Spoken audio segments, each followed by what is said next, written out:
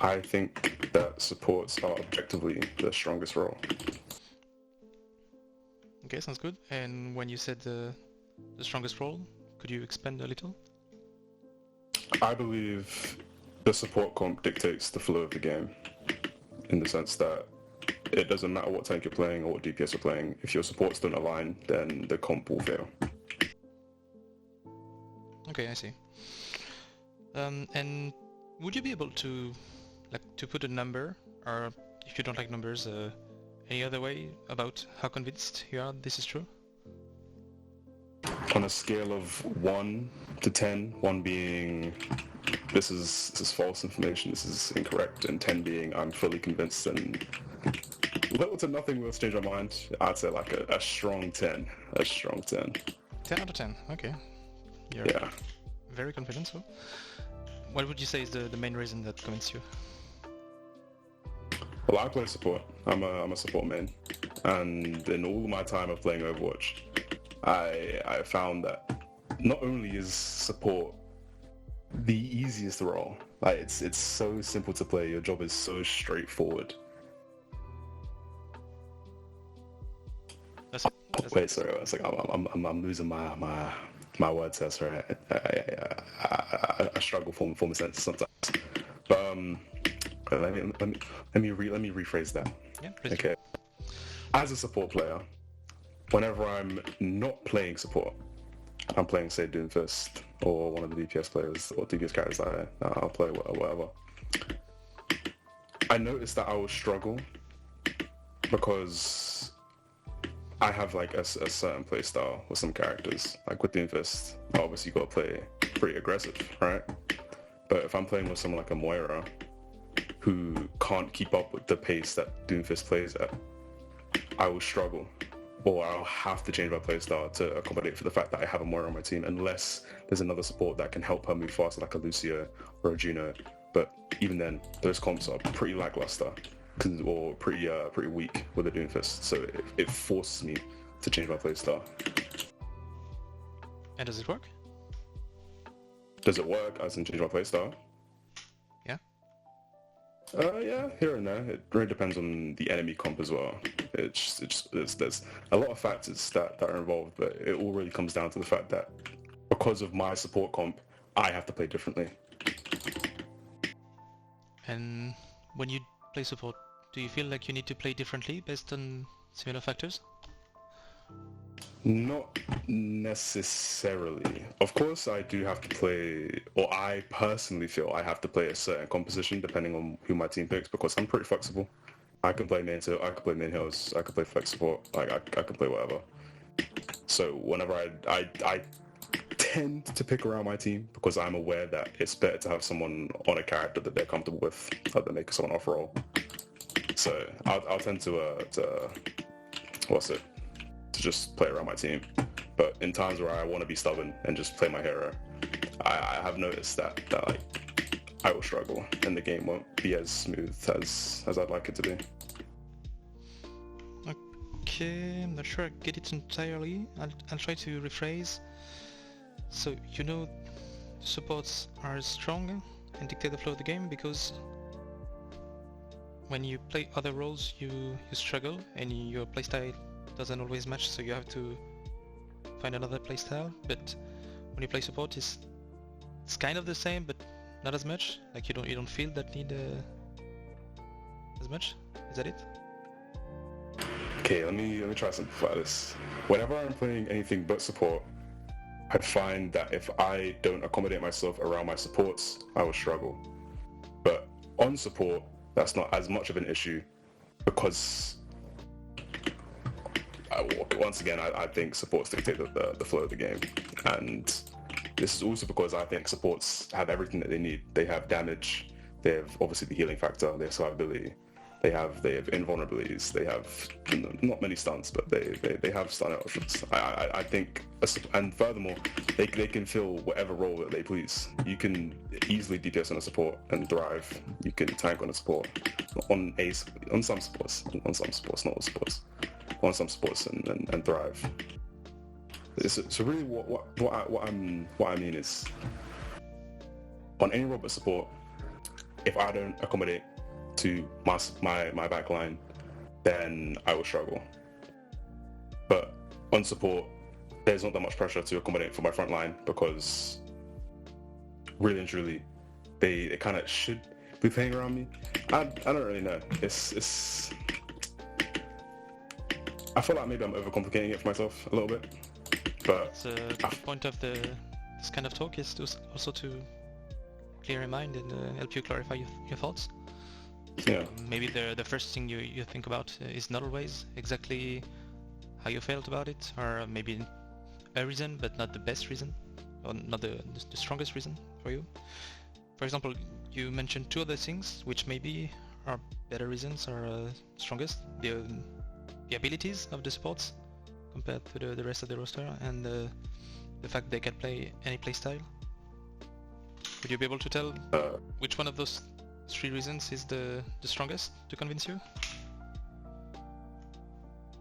What's the question? I'm a little bit confused. It feels like you've stated three reasons so far, and the only that interests me is the biggest one, the one without which you would start to doubt your claim. So the reasons were the abilities of the support specifically compared to other abilities, the fact they can play any playstyle. If they want to DPS, they can.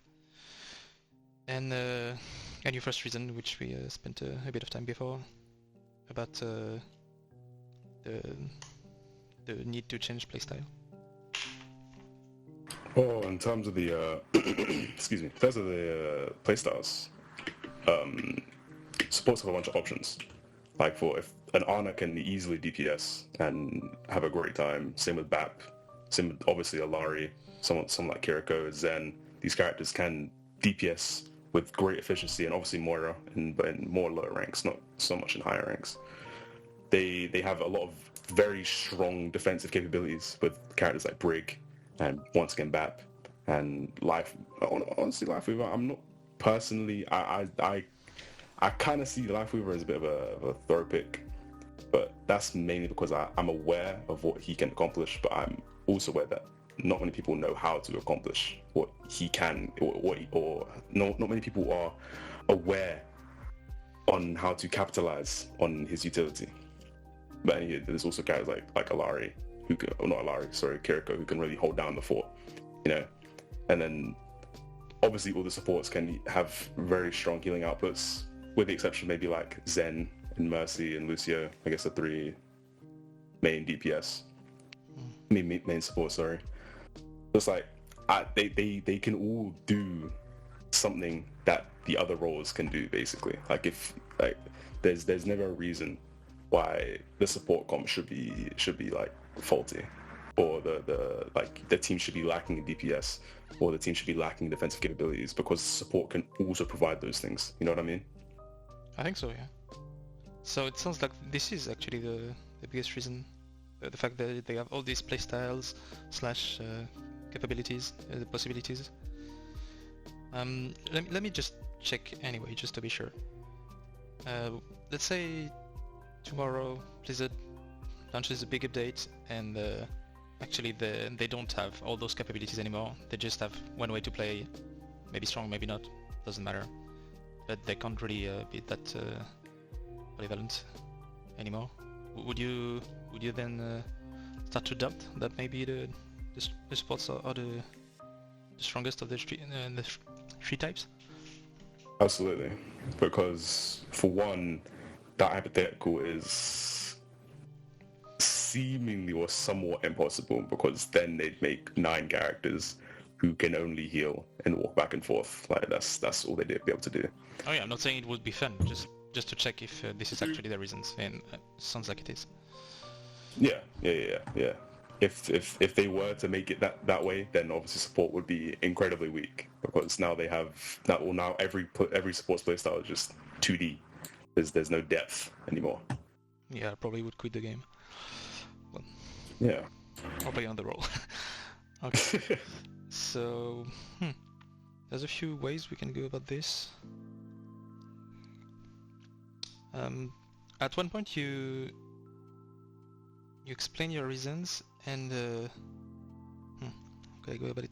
Like I'm not sure exactly what happened, but I felt like there was something circular maybe in your reasoning.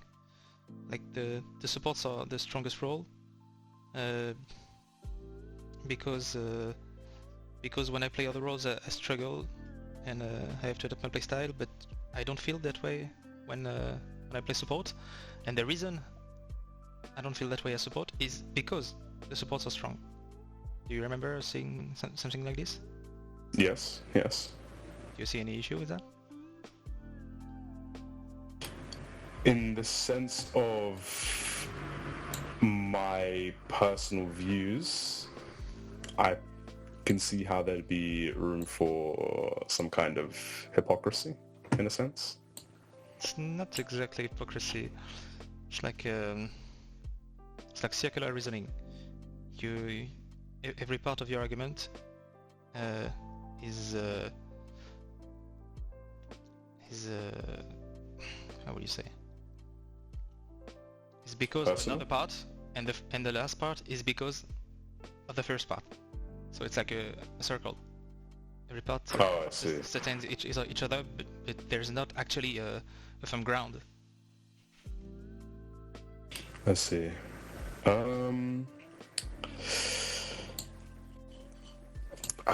don't know what to say, to be honest. It's just in my experience, I found that support is overly powerful, and I think honestly, a good way to really, I suppose, properly express this or give more examples of what I mean, in a game like Marvel Rivals, I don't know if you play it at all, No. but for the longest time, triple support was the strongest comp.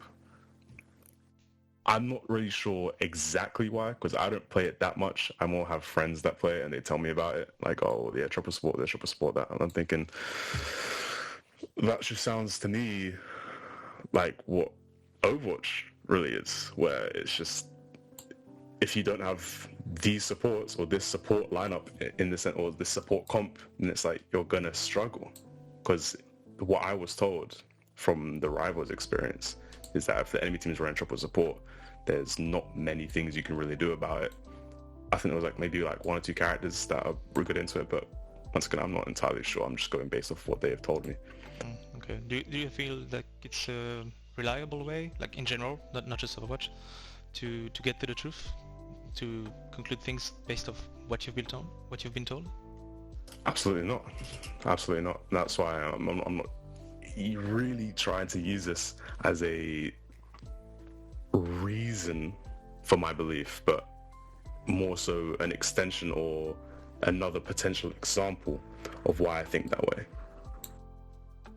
Sounds like you have reason to believe, and you have also examples of other similar things that you believe, but that aren't reasons in themselves. I suppose so, yeah. Okay.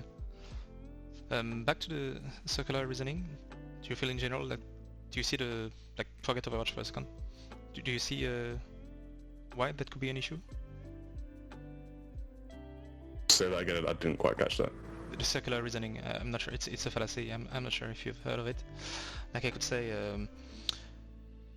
I'm the best player in the world, above anything you can imagine.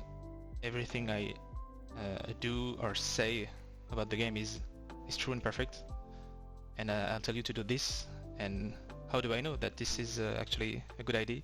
Well, because I am the most perfect player in the universe, so by definition it is a good idea. See, I'm using one part of the argument to sustain the other, which sustains the first, and I don't actually have a basis to prove to you I'm the best player in the universe. I see. Okay, I see what you mean now. I see why my claim is a bit weak then. Well, the claim itself, it doesn't say anything if it's true or not, but it's unreliable way to get to the truth. It could still be true and it could still be false, which means we should not use that kind of reasoning at all. I'm curious as to your beliefs. How do you feel about my claim? Could you ask me at the end and I'll tell you anything you want to know? I don't want to influence you bias you Okay. my answer. Speaking of which, the circular reasoning is usually because of a hidden bias, some kind of assumption that we've never actually questioned. We just feel it like it's true, and therefore it's justified, and that's why we feel like we can use it in a circle, because it's like, it feels like solid ground, like the root of your epistemology, but it's actually not. Oh, did you know what epistemology means? I'm not too familiar. It's a branch of philosophy which means how you know things you know, how you conclude what you believe. Okay, that's okay. Just a way to, if you're aware of this kind of faulty reasoning, in the future you can like notice when you're using it and therefore discard it, find better ways. Okay. But you did have a better way, or at least a stronger reason about the fact they have playstyles and capabilities. Do the other roles also have many playstyles and many possibilities? Absolutely. There are a bunch of different ways of playing each character in each role. Some to varying degrees of efficiency and effect. Okay, so could someone... I do find... Sorry, go on. Oh, please continue. So could someone say the same thing using your reasons for, I don't know, tank or DPS? Absolutely. Absolutely. Not a shadow of a doubt. Does it bother you in any way? Pardon? Does that bother you in any way? Like, someone could use your exact argument for tank and DPS, and you know it's true for support because of this argument? I mean, it wouldn't necessarily bother me. I'd be more curious to see their reasoning why. Well, the same reasoning as you. Because tank can be played in various ways, and they have all sorts of capabilities. And that's why tank are actually the strongest role that support. Could you see how I, in the middle, would have a hard time figuring out which of you is correct? Because you're saying the same thing.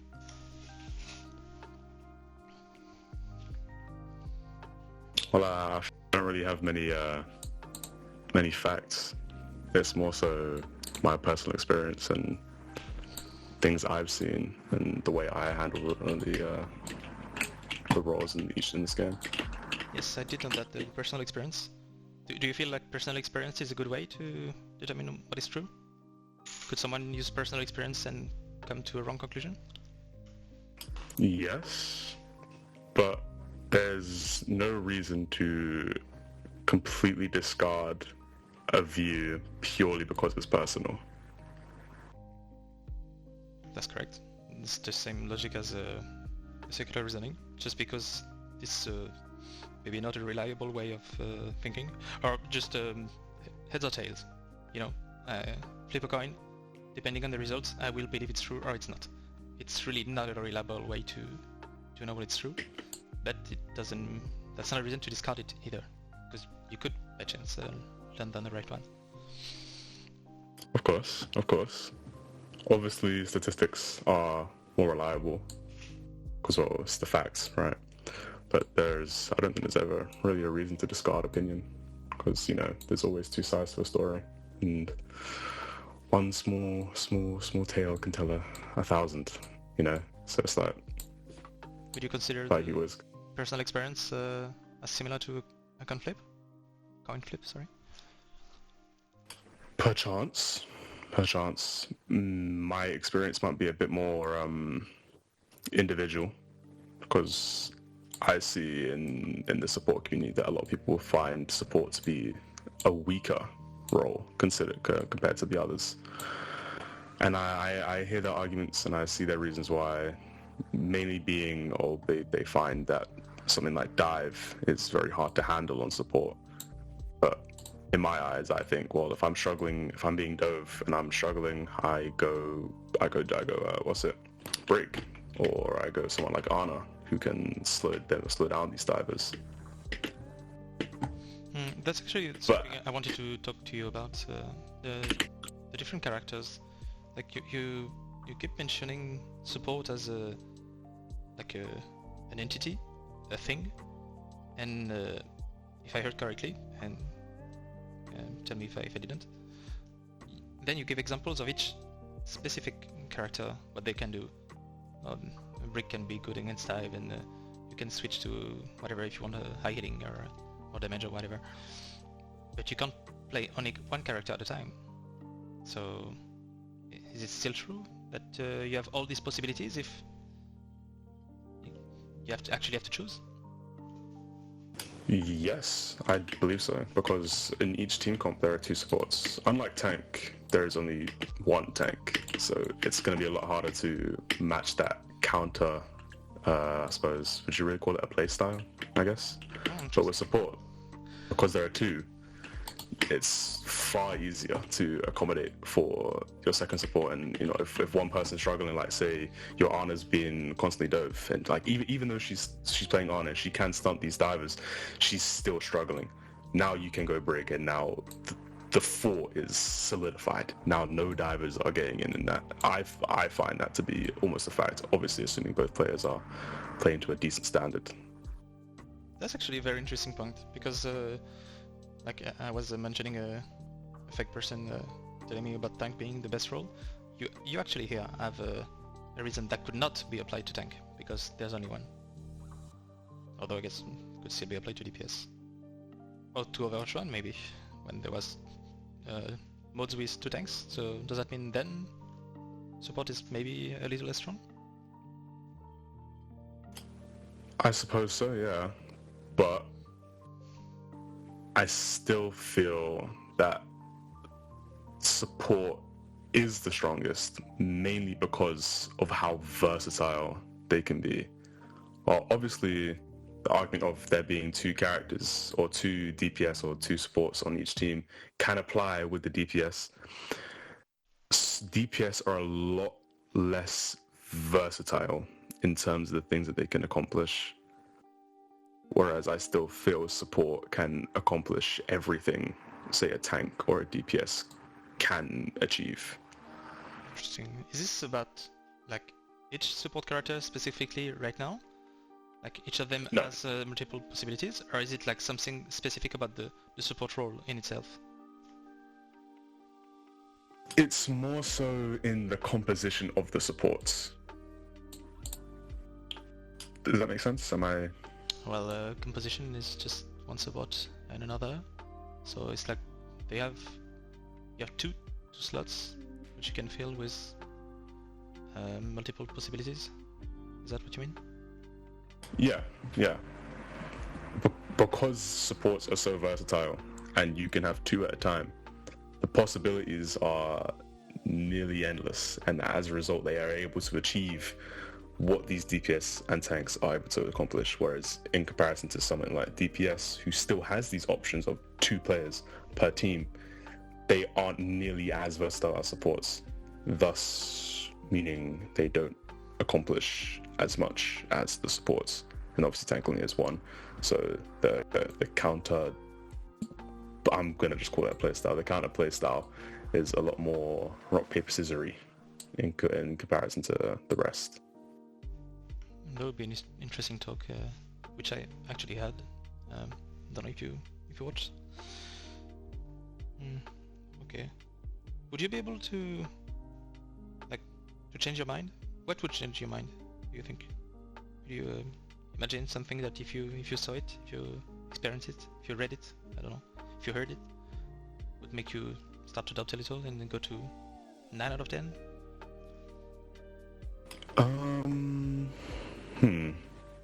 How would you know if you were wrong, is a better question maybe. If I was proven wrong, personally, I'm a person who needs to see something to believe it. So if someone could prove to me statistically that I was wrong, then I would change my mind. Okay, so you would need hard data and maybe some kind of logical argument to prove you wrong? Hard data with practical evidence would change my mind. It doesn't sound like this is what convinced you, but this is what you would need to stop being convinced? Is that a double standard? Pardon? Do you think maybe you have some kind of double standard because you need a lot more to convince you that you are wrong than you did than you needed to be right? I mean, to be convinced. I suppose so. That's okay. Being aware of it is a good thing. I think we should stop now. Maybe some kind of conclusion. Last question. We've analyzed a lot of reasons and like the personal experience, which can be as reliable as a coin flip, and possibly some circular reasoning and believing because that's just what you were told. And a fan of DPS could use the same argument using your reasons. Do you feel like 10 out of 10 is the right spot to be in your confidence? No, I don't think so. I think after having this conversation, I realize now that there are a lot of holes in my argument.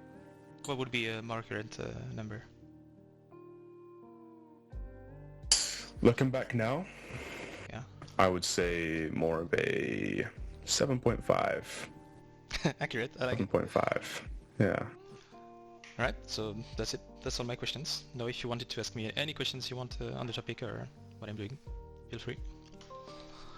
Are you a psychology major? No, maybe I should have been. No, I'm just really passionate about epistemology and a little bit of philosophy and how, like, fallacies, how we can be wrong, logical reasoning. I love formal logic, and how we can be fooled by biases and how numbers can lie and all that kind of good stuff. But I've never actually formally studied psychology or mathematics, I guess. Well, I must give you your props. You know your stuff, man. Sorry, I couldn't hear you. So I got to give you props. You know your stuff. Yeah, well, I watched a lot of content on this topic and specifically street epistemology, which is what I'm doing. There's actually a whole community doing this kind of stuff. I'm the one doing it on video games and Overwatch, but if there's other topic, like, I don't know, you want to convince your family or friends of something, or maybe you're having some doubts about whatever, like science, religion, politics, there's pretty much any topic you can think of. Someone made a street epistemology out of it. And it can be very interesting, like seeing people think about deep topics, very important topics sometimes, for the first time in their life. They just knew, and you ask a few questions and it all falls apart. Or actually they find better reasons. I really like that. See. Anything else you want? Well, I want to know your thoughts and feelings. How do you feel about supports and where they're at right now? Well, to be fair, I never actually asked myself this question. Like, we can't change how many there is in each. I only play competitive, normal competitive. So, like, you're stuck with everything. So, like, I don't feel it's worth thinking about it too much. And also, I just play what I want to play. Like, if I want a specific character because it's fun, whatever role it is, I'll just play it. It could be move to another role and I'd still play it because of its abilities. Not really if it's strong or not. So, never actually considered it. If I take a bit of time to think about it, what is the strongest role? Most important? Maybe it's not about the role. Maybe it's like there are some characters specifically who can be can influence and, like you said, dictate the flow of the game. So maybe if I ask myself this question for each character, I could make some statistics about which role has the most of them. I feel very strongly about tank, because usually when the tank is late or like it's not distracting or making space, the whole thing falls apart, which is something that is a little harder to do for other roles. But like the same thing is true for all of them. If you have no healing, it's gonna be hard. I see. I think the skill of the player is much more important than the actual role. You can make of course with any role. Of course. It's a pretty interesting perspective on it. I haven't really thought of outside of obviously personal gameplay. It actually helps to like say it out loud. Don't be afraid to watch the video, to listen to yourself talk, see if you agree with yourself. Because when you think about stuff and when we say it, it's not like the same part of the brain. Really?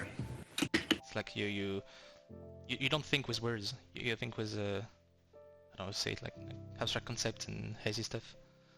And when you actually have to formulate it and put words into it, sometimes it sounds very stupid, even though it completely makes sense in your head. Yeah. That's a great way to check.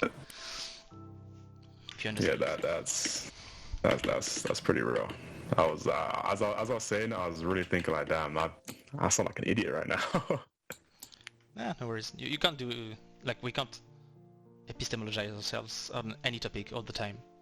It's like we have to choose. You know, use heuristics and go quicker to a conclusion. But the more important the claim, the belief is to your life or to a smaller context to what you do in the game, the more important it is to question it and see if you have good reasons. Especially if you notice you use like reasons you wouldn't use in another context, or something you would blame someone else for using, and you just realize you're doing it too. That's the moment to really reconsider why you believe it in the first place. That should raise some alarms in your head. Not saying You're a smart man. Yeah. You're a smart man. I did do that, and it changed a lot of things for me about Overwatch. That changed a lot of things about life in general, really. Yeah, true. I think that's a good. It's like, you know, brushing your teeth, but with your brain. Anybody brush your brain. You should do it regularly, and not always at the same place. Of course. Well, this is a very helpful talk. I don't know if you feel the same, but I learned a lot. Well, I'm glad. That's all I can ask for. Don't be afraid to keep thinking about it. Ask yourself some more questions about how you know and why. Maybe you'll just refine your claim, the claim itself. Like this character is the strongest, or this subset of supports, and like ask yourself questions that would allow you to explain why this is a good reason, why whatever reason you have is a good reason. Something you would use in other ways, something that would convince you if it was true of DPS and tank. To be fair, to not be a hypocrite. Like I could give you lots of questions like this, but that's the point.